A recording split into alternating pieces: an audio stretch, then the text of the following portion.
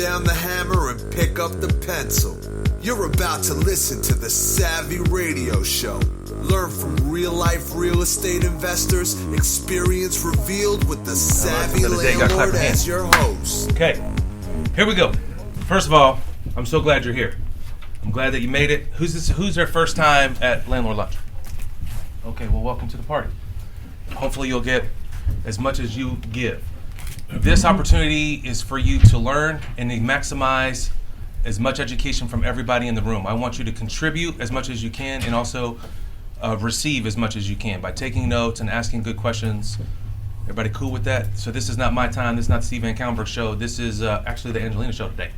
But it's a show for you. This is put on to help you, to elevate you. We have a couple classes. My first webinar, but this guy, Chad Harris, is a friend of mine in Ohio. He is a rock star of private money. He's done 55 transactions, has never used the bank funding. He's one of my clients. We are just jumping on the internet for the first time on the 23rd at 7 o'clock, and we're just going to be talking about private money. So if you're interested at all, if you need funds to do deals, private money is how I do it. You can go to savvyinvestor.com. And if anybody was at the MP 2 months ago and saw Max Basanova there about how he buys houses with credit cards, anybody see that? This dude's been doing it for a long time. He's a really good friend of mine. He's coming and outlaying it exactly. His spreadsheet, how he does it, what credit cards to use, when to pay them off, he's never paid interest thus far. And he's bought several houses. He's coming on February 20th in this room. You can get tickets online. Investor Weekend's coming, and then on the back of this are some notes. Also, it's tax time. Our sponsor for the meeting is Rose Taylor, P3. Accounting. If you have any questions, go talk to her. All right. Is she here? She's not here today. She's in class somewhere. I don't know. All right, here's the deal. I'm so excited to introduce this gal. She's I've known her since I've been, not since I've been in real estate, but I've known her since she's been in real estate. So I don't know what that means, but let's keep on moving. This gal is extremely powerful. She comes like real casual, like, hey, I'm Angelina, no big deal. Real, what's that personality called? Nonchalant. Not nonchalant. She's a high C, detailed person. But she's one of the most powerful women, I think, in Oklahoma City. Bar none, a female. And behind the scenes, she is crushing it, and a lot of people don't know it. She's been a real estate investor since 2007, so I think she's qualified to be in this room. She got her real estate license in 2010, so we're going to hear more about that. In 2014, she started Spearhead, right? No, is that right? Okay, 2014. And then she did the ultimate, which is my favorite thing. She quit her job in 2016 and has built this amazing real estate investor-friendly brokerage, which is, in my mind, extremely rare, right? And I've had friends that started out and they gave up with investors and they ran off. These people, Angelina and her husband and her team of 24 real estate agents, serve our community as real estate investors. They do coaching, they do mentoring, you name it. This gal can do it. And I just love her systems. The reason why I'm so knit with her, in my mind, she probably doesn't like me, that's okay. But in my mind, she has systems down pat. And like, I have a system how I put my underwear on. Do you? Is it right leg or left leg? Right leg. Right leg. See? That's a system. I have a system. Okay, we'll get on to it. Anyway, I don't want to get into my systems because mine are sexy and attractive. But her systems are simple. I don't know what I'm saying, but it doesn't really matter. Please welcome Mrs. Harris.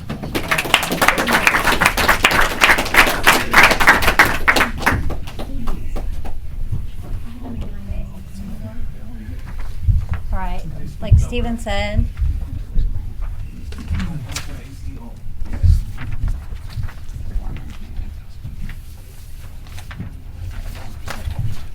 my name is Angelina Harris. Like he said, I've been investing since 2007. We came in right before the last market crash. And so I actually started during that time. I was about 23 years old whenever I bought my first rental house. So I've been doing this a little while. My husband and I started coaching and mentoring in 2012. and we've coached over 200 investors locally. And so we do a lot of hands-on with our investment students, so we spend a lot more time with them than some of the other coaches do. So we've done that. I've also, like you said, I've been licensed since 2010. A lot of people, I've been investing since '07, so I had to work with realtors prior to that, right? And one of the issues that I was running into with realtors was we didn't feel like they worked hard enough for us because we were doing a lot of deals, and we were like, well, this person's not getting comps to us on time, and they're not writing our offers fast enough. And those of us that were in the market in 2009, 2010, it was a crazy market. Scott can attest to that, and Stephen as well. They were around back then. We were doing a lot of deals, looking at a lot of houses, writing a lot of offers at that time. And so the realtors at that time, they couldn't keep up with us. And so I decided to get my license in 2010. For one thing, we were doing a lot of flips at that time as well. It made more sense for me to keep my commission over having to pay a realtor for the commission. And so there was a lot of reasons for doing it at that time. Once I got my license, I realized how hard they worked, right? So we work really, really hard on a day-to-day basis, especially when you're working with investment property, because we're looking at a lot of houses. I can go to a first-time home buyer, show them 3 houses, sell them one of them more than likely, and I make a higher commission, right? So I had to choose to work with an investor because I could be working with a first-time home buyer or a second-time home buyer that's going to have a lot higher commission, a lot nicer home. I don't have to go into stinky houses with them, right? So there's a lot of reasons that I could not work with investors. However, we love working with investors at Spearhead because for one thing, almost every single agent I have is an investor, right? They all invest in real estate. I only have a few that don't. And so we're used to the processes. It helps us be better investors as well when we go out with these investors. But there's a lot of things that investors just don't understand about the realtor side of things. And so we'll go into more of that later. So as he told you guys, I did start Spearhead Realty in 2014. I actually loved my broker at the time. That wasn't the reason for starting it. I had an opportunity to start a franchise here. And then things didn't work out. The operating agreement with the other partner was not in our favor, so we decided to open up our own firm. Because I already had my broker's license, I took my test in about 3 days after I took my class. So I took my class in 3 days, took my test within a week of that. As soon as I went on a cruise, spoke, and then I came back home and I took my test. So it was one of those things where I hammered out and I got my broker's license.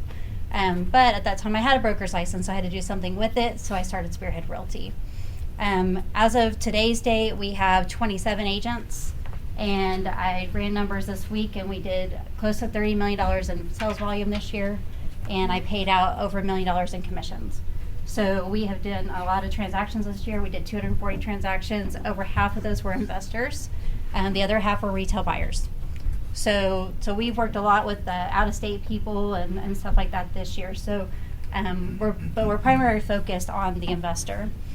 A little bit on what Stephen was saying about how brokers get paid. Typically what happens is you have a listing, for example, and that listing agent goes to the seller and they say, hey, this is what I charge for my services, right? So we don't have set percentages, just so you know. It is an antitrust issue. We're not allowed to do that. So we can't set and have fixed pricing in the realtor world. But standard is, most people charge anywhere from 4 to 6% on the listing. That's pretty standard. Sometimes it's 7%, depending on the listing. It could be a low number, so the realtor's saying, hey, I got to get paid on this. So they do that. So what ends up happening on that listing side of things is the seller has the listing agreement with the listing broker. And that's very important, not the listing agent. Okay? The listing agent might be the person that you met with, but the contract is with the broker. So if Cassie and April are 2 of my agents right here, so they're in my firm, if they write a listing agreement with you, they're doing it on my behalf as the managing broker. And so if something happens with that listing, who takes over? I do. I take over that listing. If they have an issue with Cassie or April, then Angelina has to step in and take over that transaction. Okay, because I have the liability in that transaction. I also control it.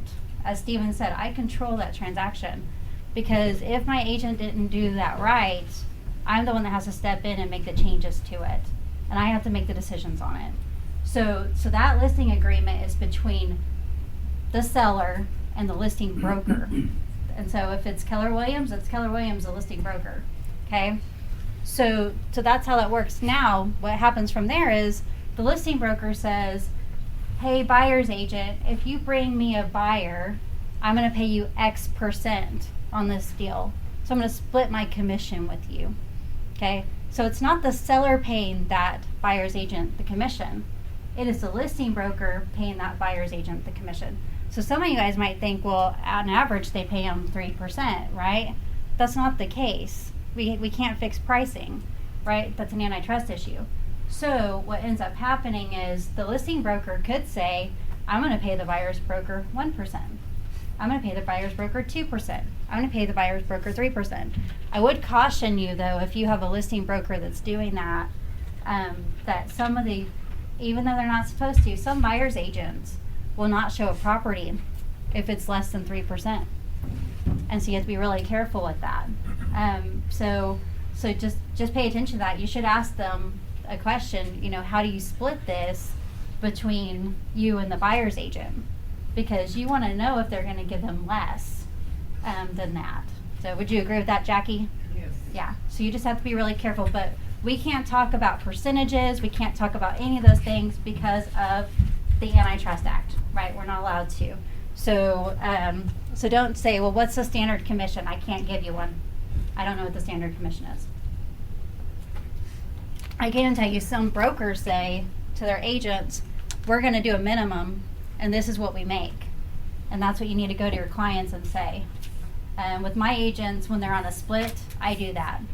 When they're actually on their split, when they're first 10 transactions, they actually have a minimum that they have to charge their buyers and their sellers, right? So only the buyers if we don't meet our minimum. On the seller side, we have a minimum commission that we have to earn because that cuts into my money, right? Once they go transaction based in my firm, then they can do whatever they want. As long as they're paying the other side the percentage that I require, then I'm okay with whatever they charge. Okay, so, and that's up to them because it's their money. So that's how that works. So just so you guys know, because a lot of people really do think that the seller is the one paying that extra commission, and the seller has agreed to that amount with that listing agent. And so if that listing agent brings the buyer, then they get the full thing. So just keep that in mind when you're doing this. I gave you guys a handout, and I'm going to go over the questions you should ask a realtor in an interview, ways that you can work better with your realtor, and then some of the tools that you can use, because some people, they don't know what's out there for them to help them do their business.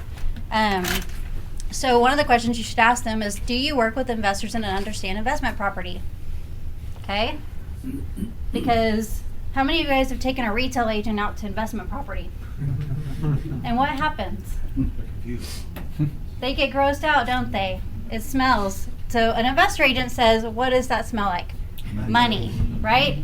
The investor agent says it smells like money. The retail agent says, oh my gosh, I can't believe you're buying this house.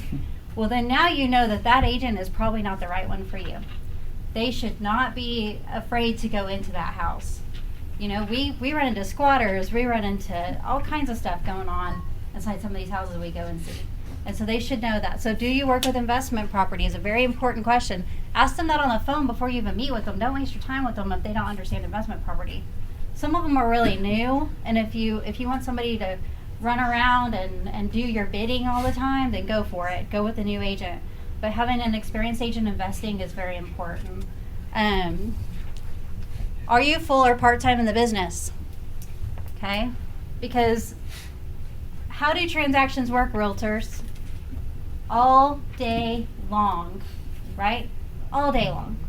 Okay? We are on our texting, our email, and our phone all day long, into the evening, late at night. Our agents work 24/7 sometimes, depending on the situation, unless they have set boundaries with their clients, which I recommend that all my agents do.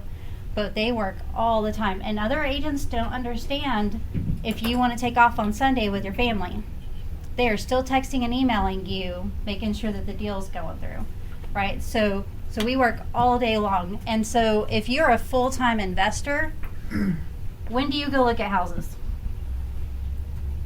In the evening or during the day? During the day. During the day. If you're a full-time investor, you look at houses during the day.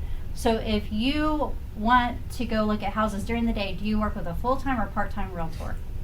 Full-time. The full-time realtor that can go show it to you, right? So just keep that in mind when you're interviewing these people, because if they say that they work a full-time job, you need to ask how flexible that full-time job is if you want to work with them. Because I worked in banking for 12 years in the human resource department, and I had flexibility. My job was really great about that. So I could go to a home inspection or something like that, typically on my investing side, and they were okay with me doing that because I was good at what I did. But it depends on how flexible their job is, because somebody could have a full-time job and they work from home.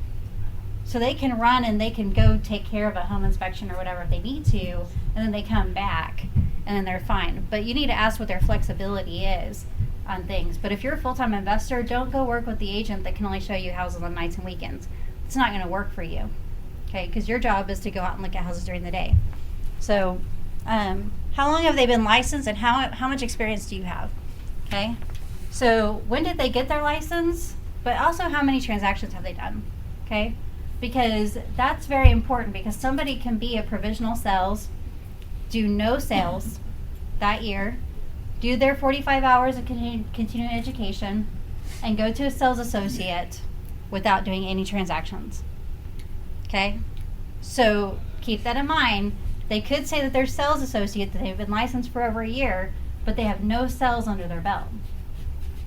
And that's how that works. So just when you're interviewing them, find out how many transactions have they actually done. It's not a bad thing if they haven't done a lot. If they have a good broker, the broker's going to help them. If they have a good team, they're going to help them. But you need to know that they have that help. Are you an investor yourself? Okay. So a lot of mine are. They can say that. They know how to run the numbers. They can look at a house and they can say, hey, that's going to cost $20,000 to repair that house. Now, can we give that number to you? No. We're not allowed to as realtors. We're not inspectors. We're not contractors. We're not allowed to give you that number. We can hook you up with those people, though. But we can at least say, hey, man, that's a lot more than what you think it's going to be.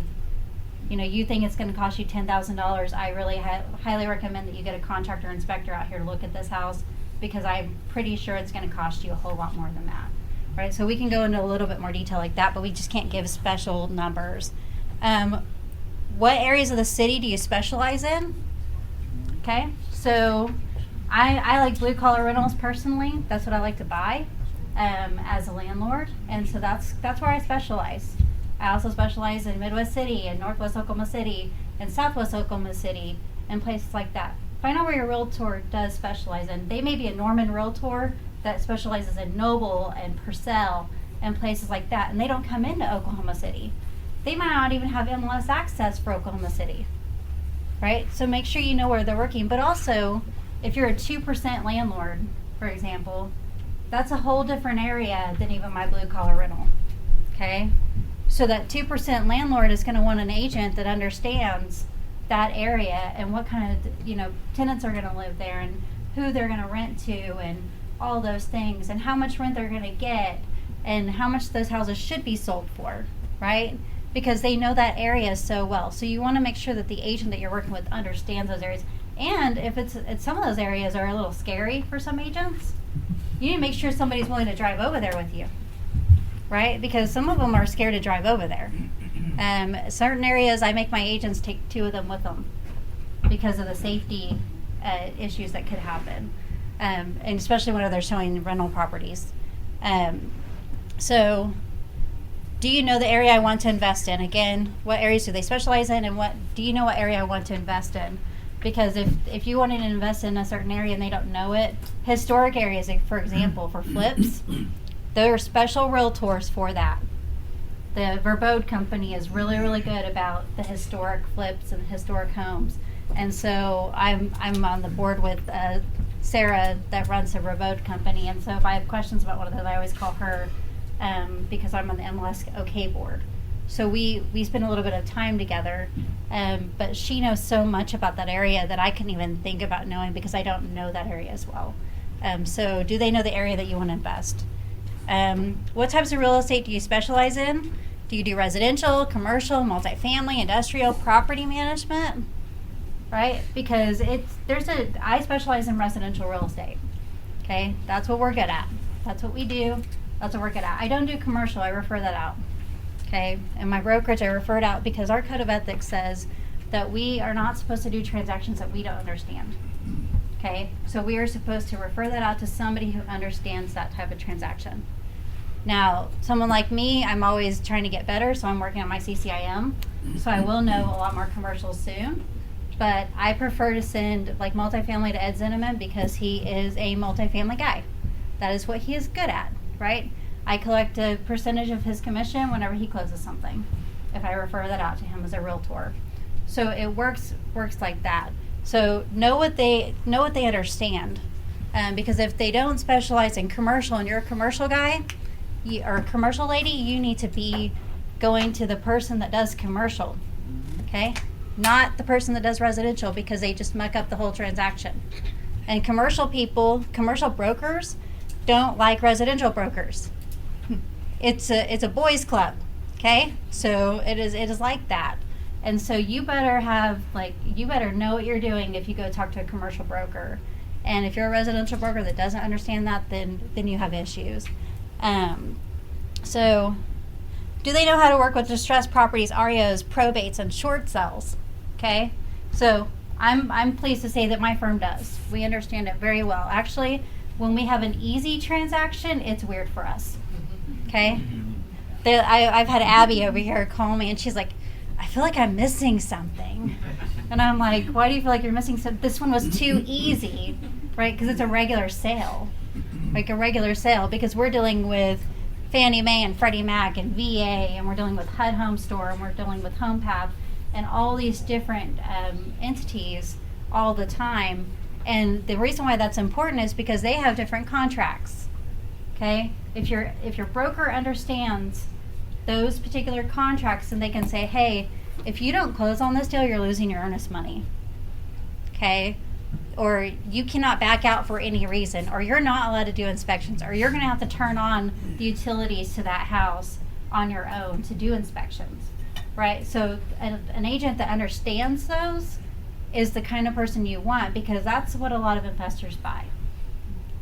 The typical investor doesn't buy from the normal homeowner on the MLS. They're typically buying from REO companies or probates or something like that. And do they understand the probate process? Because, like Jackie back there, she does a lot of probates as an attorney, and you can lose your probate at probate court, right? Even though you have it under contract. Okay? So if your agent doesn't explain that to you, you think you got a deal, and then all of a sudden somebody outbids you at probate court because you didn't know you're supposed to go. Okay? So there's a lot of things like that you need to know, and your agent should know that as well. How much time per week do you work in the RE business?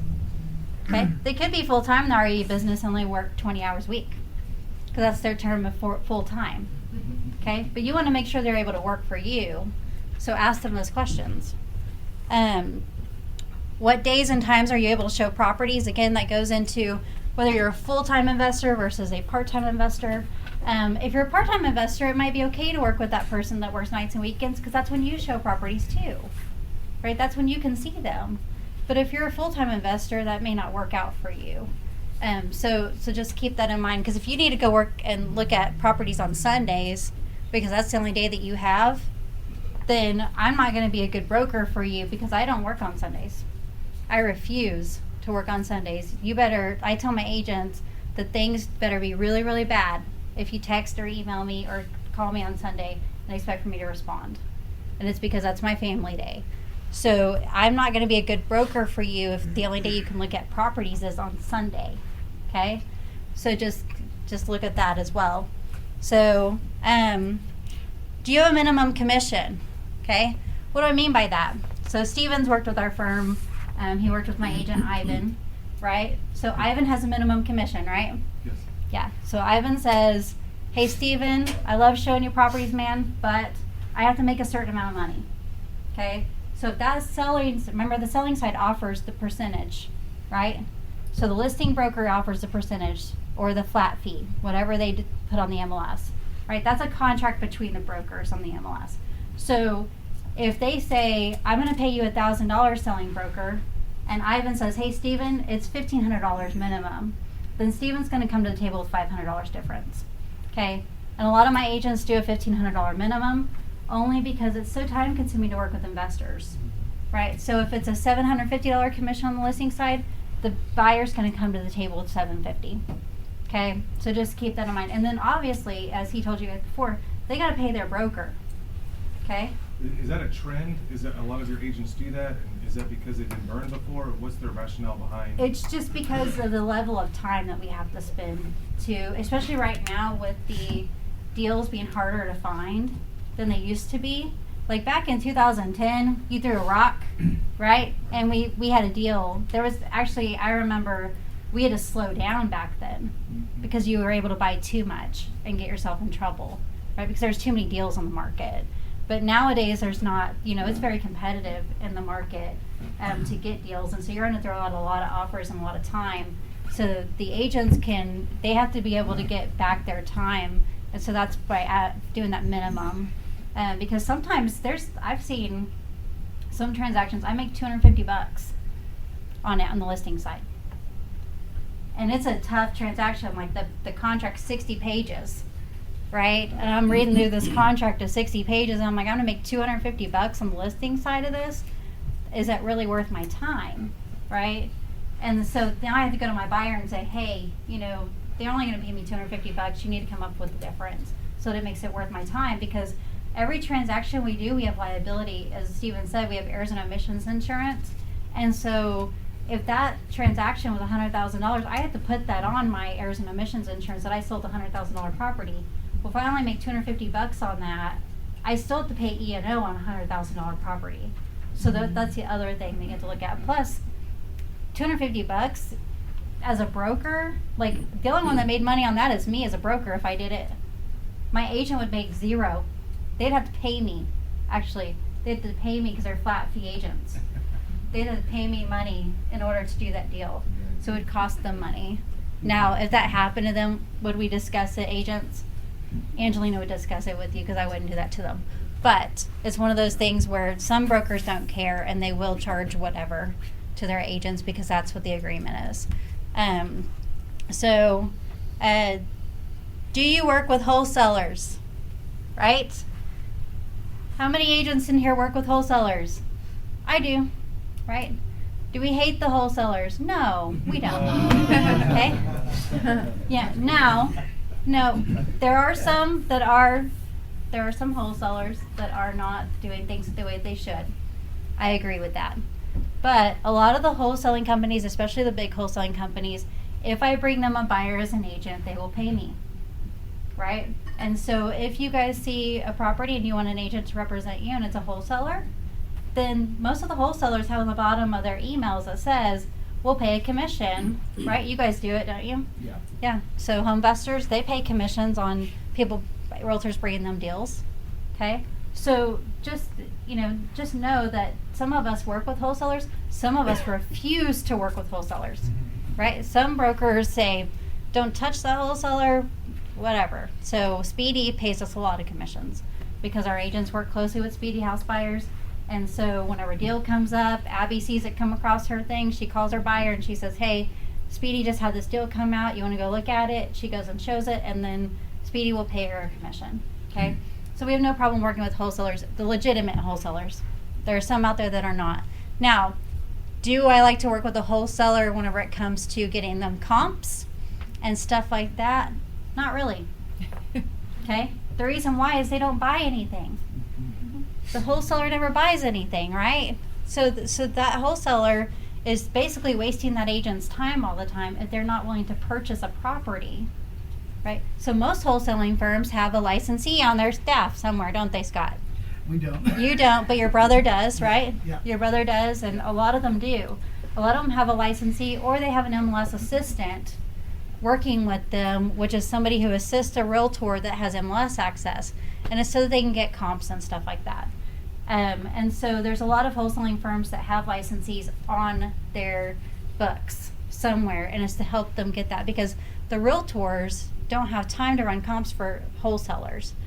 It's really hard for us to do that because it is time consuming. Like I said before, a comp can take 5 minutes. It could take hours. There has been some houses I've looked at that I'm like, and it's an art to do comps anyway. You can ask John back there.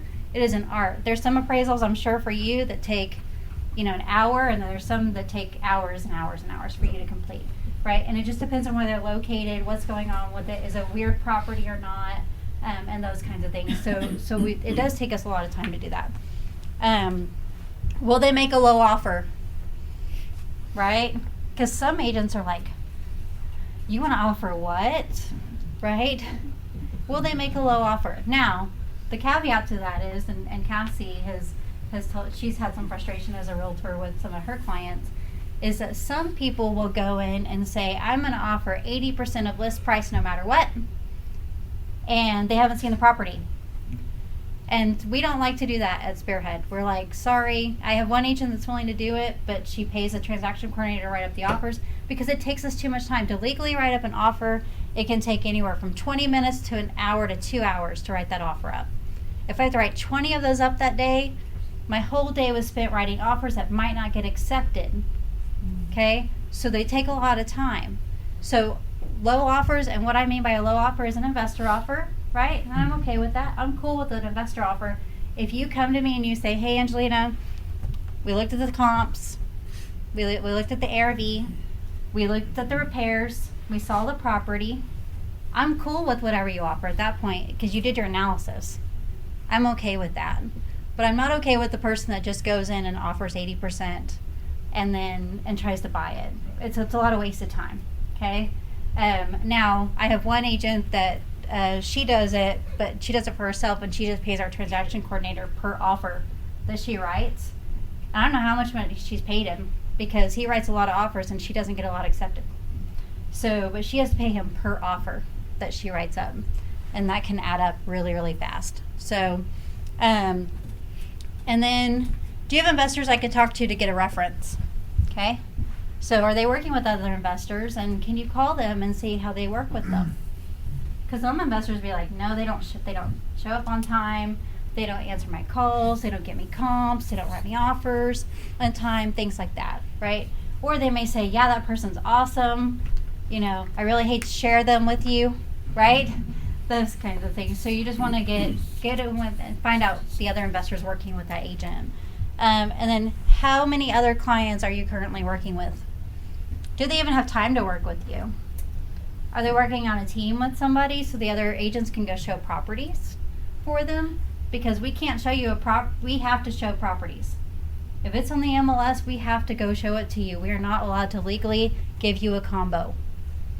We cannot give that to you. The agent is going to get fined for that, and then their name is going to be in front of the board of directors. I'm on the board of directors. We will be looking at it and seeing if they can keep their license or not. Okay? Keep their MLS access, and then it could go to the real estate commission. So it's very important to know that they cannot give you a combo. Okay? And I know I have some old school investors that'll call me like, can you just give me the combo for that, Angelina? No. No, but hey, I'll send one of my agents out there to show that to you. What time do you want to go see it? They will let you in. And then sometimes, as Cassie knows, I sent her out on one, a friend of mine I've been friends with forever. The garage was open, and so they got in, right? And it wasn't her fault. They just got in, right? We have no control over that, but her job at that point is to make sure that the house is secure when she leaves, okay? To make sure it's all done. But she did show up. That person just got there earlier than her.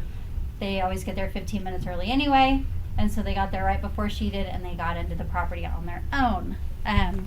But just keep that in mind that sometimes people try to get that out of us, and we can't. So how can you work with your realtor better? You set expectations up front. Okay, you sit down with them and you say, how is our relationship going to be, and work together. So some of the things that you set those up on are them running comps for you. Like if you need comps ran, how often or When are you going to send them comps? And that agent also, if they're any good, they will actually set that expectation up with you. They're going to say, hey, you know, I don't mind running comps for you as long as you're going to make an offer on it. Okay? Because a lot of times we have, especially new investors, that I know I was an investor for 3 years prior to be licensed and having MLS access. I always went out to county assessor and Zillow and all of my tools that I had in my tool bag to look at see if I could figure out the value of that property before I even called my agent for comps, and I knew I was going to write an offer. A lot of the newer investors, especially in the market, say, I need comps on these 20 properties to see if I want to go look at it. The answer is no. We're not going to do that for you. Okay? But we will if you say, hey, I want to write an offer on these properties. Absolutely. We'll run the comps for you to make sure that we're making a good decision. Okay?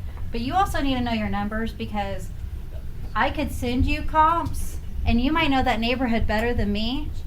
And you may say, no, I don't really agree with that. Right? And it's because I don't know that neighborhood as well as you do. Also, like, I know this guy here, he's got some rentals that they get quite a bit of rent because they're bigger homes. And so I may think he may only be able to get 1,000, but he's like, no, I can get $1,250 for that thing. Right? So you trust your own numbers because you know them. Okay? So to make sure you're looking up your own comps and things like that. So showings, how, you know, the expectation of showings, when can we show the properties to you? If you need to go look at properties every day, you need to go find yourself a new agent. That new agent can go show you properties all day long because that's all they have to do. They don't have any money. So they're going to be hungry and they're going to be out there. But the other agents that have their days scheduled out. Certain days are for showings that they're producing, and certain days are for writing offers, and certain days are for making appointments, and certain days are for calls. And so the people that are doing really, really well in realtor world actually have schedules of when they actually do showings. And the ones that can show you every day, typically either one, they have somebody on the other side doing some of that stuff for them, or two, that's because that's the only thing that they are doing, is they're showing you properties. They're not out prospecting, they're not out doing any of those other things. Offer turnaround times. This was the issue we had when we were starting, was our brokers and agents could not get the offers turned around fast enough for us, right? Because we wanted to make sure we got the deal. So we wanted that offer written that evening. You know, we wanted it to get taken care of. Well, for me, the easiest way for me to get that done was to do it myself, right? So I got my license just so I could get that done myself, because I knew that our expectations were high. We weren't their only clients, right? But we wanted them out, and so I got my license for that reason. So the third one is, don't waste your time if you don't plan on buying. And I'm not speaking to landlords so much on this, because landlords buy. Okay, most landlords buy, especially if they're an active landlord. When they go to look at a property, it's not because they're trying to waste your time, it's because they really need to buy a property. Okay, I'm mostly speaking to the wholesaling community on that particular issue. Okay, is the wholesaling community has a tendency to say that they're going to go look at something, they're trying to put it under contract so they can resell it on the market. Doesn't work on the MLS side very well. Okay, the reason why is we've already seen it. The out-of-state investors have already seen that property. The local investors have already seen that property. Because if they're active, they're already looking at the MLS every day. And so when that person goes and tries to wholesale that property, we're like, man, we just saw it on the MLS for this price. Now you're trying to sell it for this price? I could have got it. If I wanted it, I could have got it for that price. So they have a tendency to do that. So if you're not planning on buying, don't waste an agent's time on showings, comps, things like that. Or pay them for their comps. If you're going to make them run comps, pay them for that. Ask them to get with their broker, see what the broker says on, you know, how much they should be paid and how that can be paid out to them. Because typically all funds to an agent have to be paid directly to a broker, and the broker pays the agent. That's a legal thing that we have to do. Okay? So know the areas you want to invest in. Do your own market research. You can't ask me, hey, Angelina, where should I invest? Because, right? Well, I don't know. What are you looking for? And for one thing, I have to worry about fair housing and steering, right? Those are laws I have to follow as a realtor. So don't ask me, well, Angelina, is that area primarily elderly people? I don't know. Why don't you go do your own market research? I can't answer that question for you. Somebody asked me at RIA the other night, what do you think about this area? Is it pretty rough? Blah, blah, blah, blah. I'm like, I'm a broker. I'm not answering your question. Right? And I told them that directly. I'm a broker. I cannot answer that question for you. Go ask one of your investor buddies what they think, because they don't have the same rules as I do. Okay? See what they think about that area. But you need to know your area. If you're an investor, it is your job. It is part of your job description to know the area you want to invest in and to go do your own research. Okay? Your realtor's job is to go find you properties in those areas once you guys figure it out. Okay? Now, they can say, your realtor could say, well, I have some investors that invest over in this area. Right? They could tell you what other people do. Or I personally invest in these areas. But I can't say, don't go invest in that area because it's too rough. Right? I can't personally say that to them. Because actually that rough area might be good for them. They may be okay with that rough area and I'm not. So it just depends on what that person wants. So know your areas, because again, we have to be careful about fair housing. Sit down with your agent and build your search criteria and let them show you how to use the Matrix portal. Okay, MLS OK. I found this out because I'm on the board now. They tell us a lot more on the other side of things. Is that we cover about 6 different boards. So we're over half the state. So MLS OK, if your agent is part of Oakmar or Edmond Board of Realtors or Midwest City Board of Realtors or Altus even, they're on MLS OK. We're all in the same MLS. Okay? So to let them, and so that is Matrix. Matrix is our MLS that we have. What Matrix does is Cassie can sit down with an investor. She can get a map out and she can say, hey, where do you want to invest? You give me this criteria. Is there a specific school district you want? We can build these searches sitting down with you, and then now we have a really good search set up to where you're not getting a whole bunch of properties that you're not going to be even interested in. We're going to be whittling it down to stuff that you really want to look at.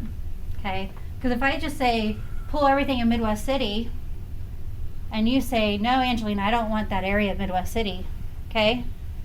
Then I'm going to say, well, then we need to go define that more inside our MLS search, because if you don't want this specific area of Midwest City, we need to do it by schools, or we need to do it by the map or something like that, instead of just putting zip codes in the city inside that search, because it's going to pull all areas of Midwest City, okay? Or all areas of Dell City, or all areas of these. Or if it's Mid-Dell Public Schools, it's going to pull Midwest City and Dell City, okay? So we have about 15 minutes left. So Okay, yeah. let's save some time for some burning questions. Okay. All right. So, know your numbers. We already talked about that. So, doing your ARV, knowing how to do your own repair costs, being qualified to buy. Okay. So, if you guys don't have money and you don't have financing, don't go make offers on MLS properties, Why not? because they're not going to accept your offer. Okay. We have to have proof of funds letters, and we have to have like your lender's letters. Okay, we have to have those when we submit offers on the MLS. The other agents, if they know what they're doing, will tell us, sorry, I can't present your offer until I have that. Okay, so be qualified to buy.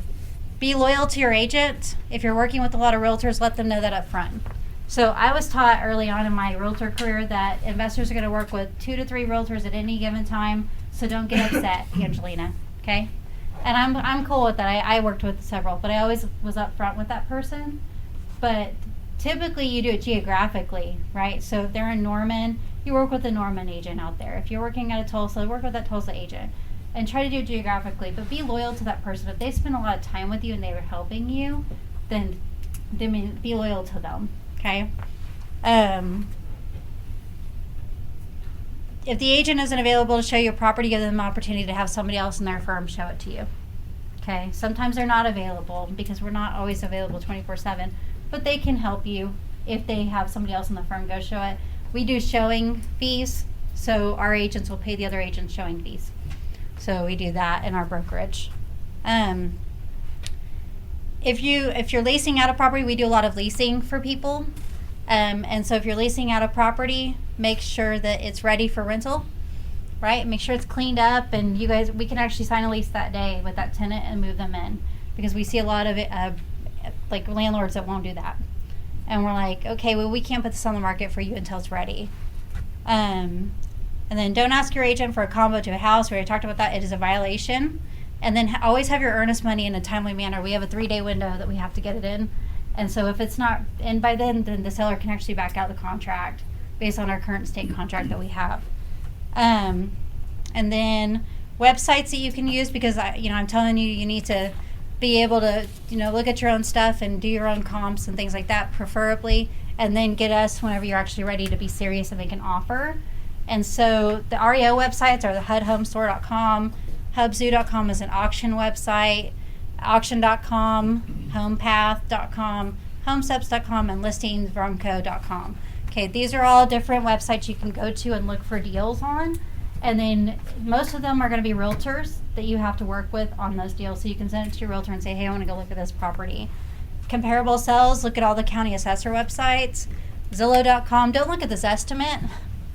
Estimates are not correct, okay? You go out and you look at the previous sales that had happened. That's where you get your comps from. It'll give you kind of an idea of what things are selling for. You can look at pictures, things like that. And then homesnap.com is it's a product here. You can see active listings. It's also when you're farming, you can go out and you can take pictures of a house and it'll give you the address because it actually hooks up to your GPS, and it is hooked up to our MLS system. So it's one of the products that we offer through the MLS to our agents. And then My First AM is a product through First American Title. You can actually run comparable sales of its title data, and it's free. So you can go to the website and you just choose a title agent. His name is Don Nelian. And he can actually hook you guys up with access to My First AM. And then if you don't know how to do repairs, homewise.com is great. You can plug in the things that you see that property needs to have fixed, and it'll kind of give you an idea based on our zip codes and stuff on what the repairs are. Because again, as agents, we can't give you repairs, but we can send you in the right direction to contractors, things like that. So, and that's all I have on this. So do you guys have any questions? Would you talk about pocket listings and coming soon signs? Okay, so I'm on the board of directors at MLS, right? I cannot discuss coming soon at this point, okay? We have been directed that we cannot discuss that at this point. Pocket listings are typically where somebody's got that listing and in their pocket, right? And it's off market. And so it's one of those things where they'll send it out to their investor clients basically and see if they want to buy it first so they can get both sides of the commission. I don't completely agree with it, and we don't do it in our firm. But I don't know if there's any rules against it either. Like it's one of those things that they have a listing agreement, they have a couple of days to get it on the market. Now, starting soon, listing agreements have to be on the MLS in 1 day based on NAR rules. Our bylaws will be requiring that soon. We are approving it in MLS board recently. So we haven't got the exact date, but it will be coming soon that we have to do that. But coming soon is not allowed to be discussed per the MLS board of directors at this moment. Okay, so. On pocket listings, is it just like the normal commissions, or what is that usually? It depends on what they've agreed to with the seller. Okay. So, but listing agreements, they have to actually state when that's going to go on the MLS live. And so if it's pocket listing, do they really have a listing agreement? You don't know, right? Do you know, Jackie? You don't know if they have one. The investor may say, hey, if you can sell this before it goes on the MLS for me, I'll give you X, right? But it could just be a handshake deal. So I don't know. Okay. But so how do handshake deals work? it's just where Right. people say, I'll pay you this. It's a handshake and you just agree to them. And it's still And you through the hope that they're broker? going to do it. Do they still get paid through the broker? Everything happens to the broker. You cannot pay an agent directly, just so you guys know.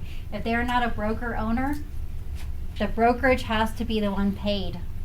You are never allowed to pay a real estate agent a commission directly. It is a violation of the law. It has to run through the broker. Okay. Now the brokers, we take the money in and we pay it out. Okay.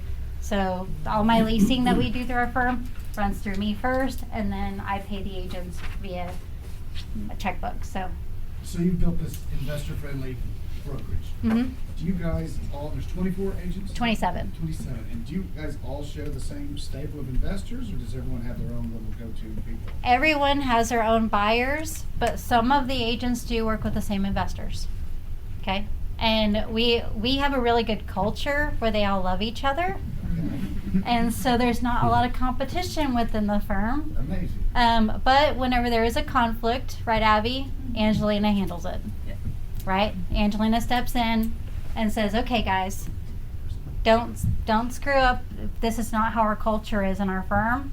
So we are not going to act like that. If you're going to act like that, you can go." Okay? So, and I have those discussions. I've had to have it a couple of times in our firm.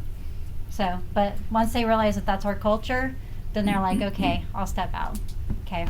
So, I told you earlier, we also do owner finance in our firm as well. So we're not just a normal firm that does buying and selling. We actually will do owner finance for people and help them find their buyers. So, and we're one of the few, I think we're the only broker that does that. Does that include the Dodd-Frank compliance piece, or? No, we just find you the buyer and let you deal with that side of it. Yeah, we can't do RESPA. That's a RESPA issue, so we can't do that. So, anything else? I love how you're talking in third. Angelina goes to third person. That's great. Yeah. So, what? how I've do you- coached you, you know I am. I do. Matt likes that. So,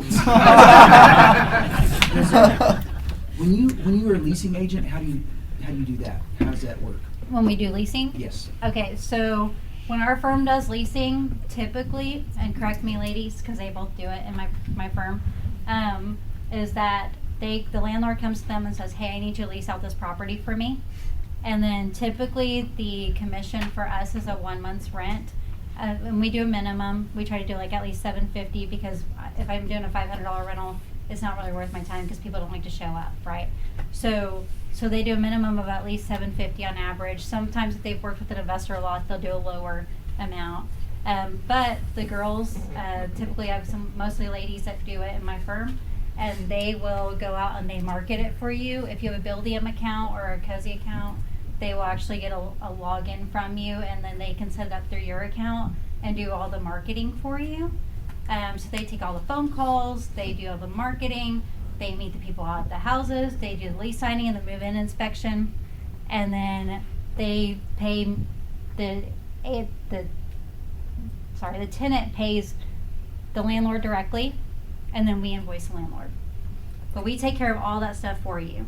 And then we just basically say, "Here you go, here's your lease sign, here's everything for you," and you take over at that point and manage your own property. So I handle move-in Yeah, inspections. and all our that. landlords do approve the tenant. They have to have a written approval for that tenant.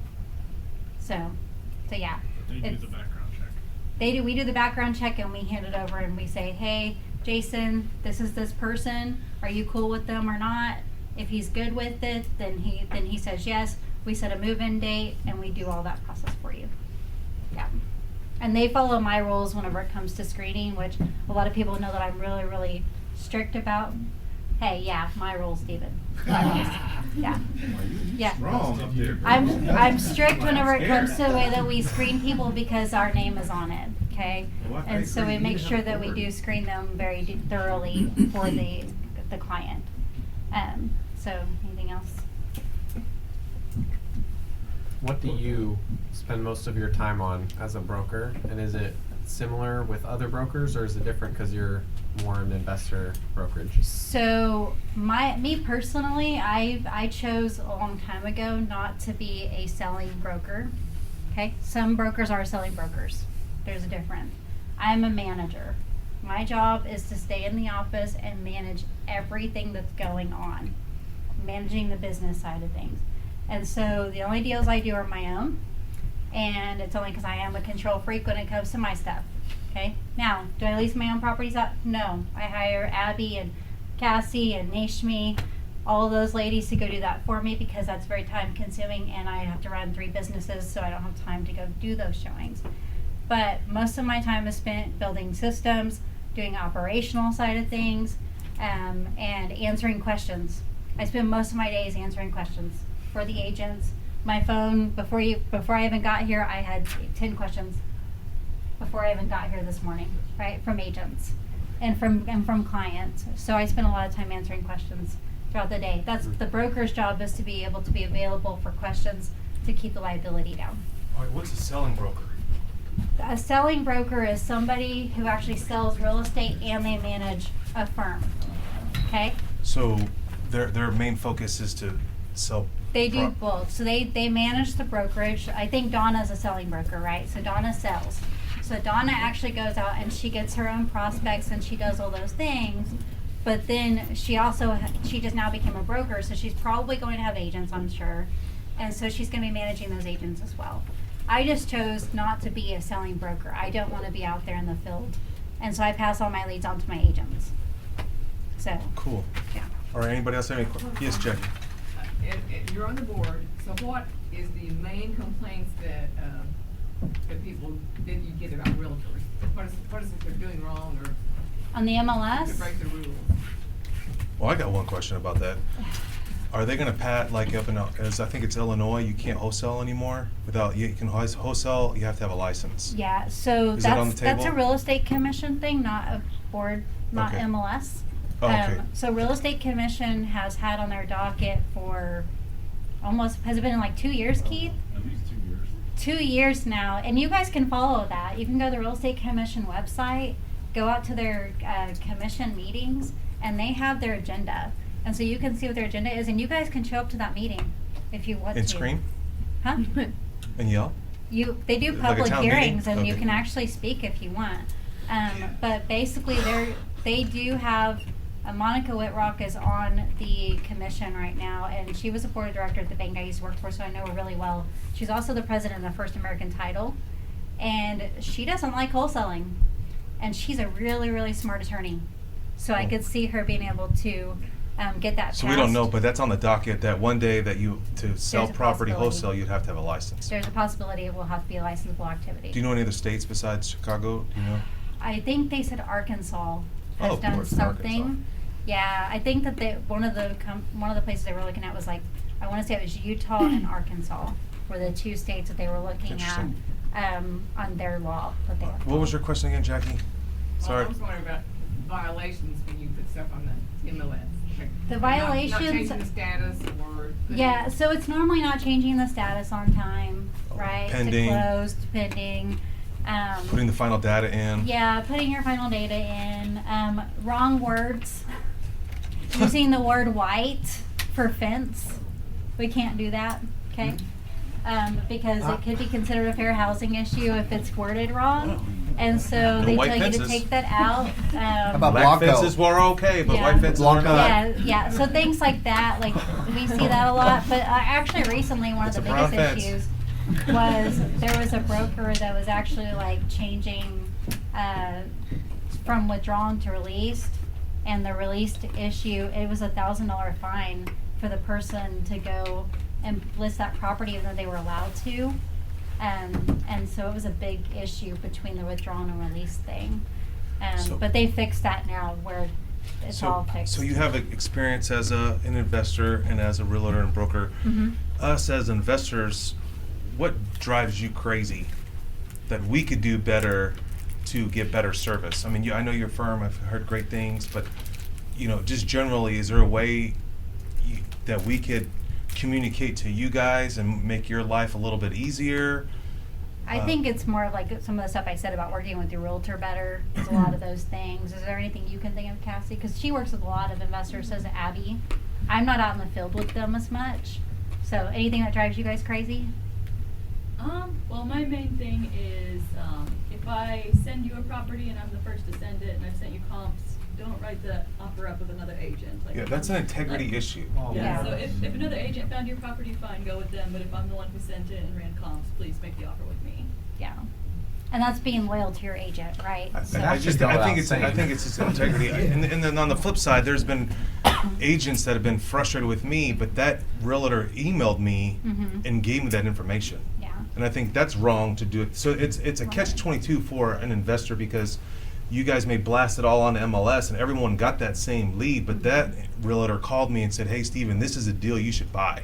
Yeah. And I The think, one that brings me the deal is the one I usually write the paper with. right, and I think that's an upfront expectation issue, right? So Abby sits down with investors. She says, "Hey, I understand you work with other agents. I got that. But if I'm the one that sends it to you and I'm the one that runs comps, Yeah, it's and integrity. I show it to you, I should be the one that writes that offer, right?" I agree. If in your case, you're saying that person sent it to you, so that in our situation, we're like, "Hey, that's cool. They sent it to you. They ran the comps. Yeah. They did their job." Or there should be or if this like you sounds like you're in a relationship, I think you should be faithful to that relationship. But then Right. there's also times where the agents get too busy and they can't service everyone, Right. and then that investor has to find someone to serve them. I just Right. I think the word integrity needs to be expressed a little bit more. If someone's actually working for you, you need to compensate them some way, or some form or fashion. Does that make sense? And also keep in mind, how many realtors are in the room? Okay, now let me clarify this for investors. Sometimes I've had realtors get mad at me, why didn't I list a property with them since they brought me a property? Is that automatically due them? No. Let's all say that together. Is that automatically due them? No. And here's a trick too. I list properties with people. I'm not loyal to anyone specifically, but if someone is a master in Yukon and they own that domain and they're really good at it, then I'm going to list it with them because they already have a client base in Yukon or Mustang. Does that make sense? Versus someone on the east side that has no idea what the Yukon address is, or that Yukon person does not know where the east side is. They've never even been there.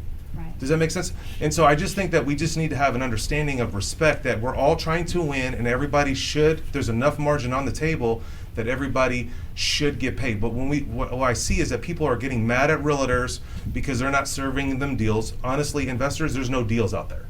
And they also are human too, and they have to eat as well. I think we just have an understanding, if someone's serving you, you should serve them. If like I had a lunch with a banker yesterday, she's like, "Hey, we're not doing single family anymore. Do you know anyone else that's doing commercial or apartments?" Well, how do I serve her? How do I serve her? Anybody want to answer me? Send her a call. I sent her 3 people. I was like, these 3 people are doing deals right now that I know they need refinancing. And I think you need to do that with your realtors too. If someone's serving you, hey, there's someone in this room, ask for that realtor and communicate to them and preface them too. Say, hey, listen, don't just use them for comps. I see a lot of wholesalers that just got in the game and they're burning out people, pulling out comps, and then they disappear. So I think that's an integrity issue as well. All right, and now, investors, what are we pissed off about realtors? Are you ready? Don't return calls. Yeah. Yeah, lack of loyalty. Lack of loyalty. I have money, I can close. I love it when an effing realtor calls me. Hey man, I got a client that has money that wants to buy houses. Do you have any for sale? Hey, I'm a client. I have money and I'm trying to buy houses too. Don't call an investor and tell them that. Let me give you that rule of thumb. That is extremely disrespectful. I am trying to buy houses too, idiots. What the F is wrong with you? Why is your client better than me? Right. That's what it translates to me. I close, right? I have lines of credit. Yeah. What makes a guy from California any different than me? I'm going to send her a Christmas card. Does he send her a Christmas card? He doesn't know where she lives. I have her phone number on my phone. He doesn't. He found her on some ad on Zillow in light. This is another thing I see. I'm from California, and all of a sudden people get all excited because they hear people lie. You as realtors, you need to pay attention that people are lying all the time. I have money, show me the money. Right? They don't even know what the east side is. They think $500 for a 2-bedroom is you're going to get shot and die over there. But you need to understand how it all works. Okay? But just treat people with respect, how you want to be treated. There are some very good realtors out there. Build a relationship with them. Build a relationship with brokers. Anybody else have a question? Yes. Because Angelina, you've been on both sides, Right. realtor and investor, and also for you as well, is how important to your success is it as an investor to enter into the mindset of, I take care of you guys today, the realtors today, so that you'll be there tomorrow, and taking care of them in advance. I think those expectations are great. People have children. Yes. People are busy. People move. I mean, I learned from my mentor 20 years ago. We're driving around, and he had 3 houses. He owned all of Paseo. And so he had 3 realtors with 3 signs. And I was like, I was offended by that because I'm a loyal person. Someone feeds me, I want to feed them. I want to reciprocate. Now, I've been burned in this situation where this guy brought me a deal, my dream home. I'm like, you can list my home. He listed my old home and did nothing and burned me for 6 months. I tried to bring this dude down.